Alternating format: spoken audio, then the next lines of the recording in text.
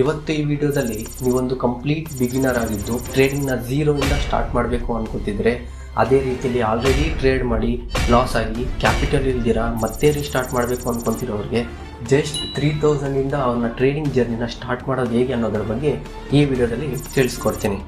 ಇನ್ನು ನಿಮಗೆ ಟ್ರೇಡಿಂಗ್ನ ಬಗ್ಗೆ ಏನೂ ಗೊತ್ತಿಲ್ಲ ಅನ್ನೋದಾದರೆ ನೀವು ಮೊದಲನೇ ತಿಳ್ಕೊಬೇಕಾಗಿರೋದು ಎಷ್ಟು ಟೈಪ್ಸ್ ಆಫ್ ಮಾರ್ಕೆಟ್ ಇದ್ದಾವೆ, ಅದೇ ರೀತಿಯಲ್ಲಿ ಯಾವ್ಯಾವ ಮಾರ್ಕೆಟ್ಸಲ್ಲಿ ಟ್ರೇಡಿಂಗ್ನ ಮಾಡ್ಬೋದು, ಇನ್ನು ಅದರಲ್ಲಿ ಬೆಸ್ಟು ಮಾರ್ಕೆಟ್ನ ಸೆಲೆಕ್ಟ್ ಮಾಡ್ಕೊಳ್ಳೋದು ಹೇಗೆ ಅನ್ನೋದ್ರ ಬಗ್ಗೆ ನೀವು ತಿಳ್ಕೊಬೇಕಾಗುತ್ತೆ. ಹೇಗೆಂದರೆ ಈ ಟ್ರೇಡಿಂಗ್ ಅನ್ನೋ ಕಾನ್ಸೆಪ್ಟ್ ಏನಿದೆ ಇದನ್ನು ನೀವು ಯಾವ ಮಾರ್ಕೆಟಲ್ಲಿ ಬೇಕಾದರೂ ಎಕ್ಸಿಕ್ಯೂಟ್ ಮಾಡ್ಬೋದು. ಆದ್ದರಿಂದ ಯಾವ ಮಾರ್ಕೆಟ್ನ ಸೆಲೆಕ್ಟ್ ಮಾಡ್ಕೊಬೇಕು ಅನ್ನೋದು ತುಂಬ ಕನ್ಫ್ಯೂಸ್ ಆಗೋಗುತ್ತೆ. ಇನ್ನು ನಮಗೆ ಟ್ರೇಡಿಂಗ್ ಮಾಡೋದಕ್ಕೆ ಮೇಜರ್ ಆಗಿ 3 ಟೈಪ್ಸ್ ಆಫ್ ಮಾರ್ಕೆಟ್ ಅನ್ನೋ ಇವೆ. ಅದರಲ್ಲಿ ಮೊದಲನೇದು ನೋಡೋದಾದರೆ ಇಂಡಿಯನ್ ಸ್ಟಾಕ್ ಮಾರ್ಕೆಟ್, ಸೆಕೆಂಡ್ ಒಂದು ಕ್ರಿಪ್ಟೋ ಮಾರ್ಕೆಟ್, ಥರ್ಡ್ ಒಂದು ಬಂದು ಫಾರೆಕ್ಸ್ ಮಾರ್ಕೆಟ್ ಆಗಿದೆ. ಈ 3 ಮಾರ್ಕೆಟ್ಸ್ ಕೂಡ ಮೇಜರ್ ಮಾರ್ಕೆಟ್ಸ್ ಆಗಿರುತ್ತೆ ಟ್ರೇಡ್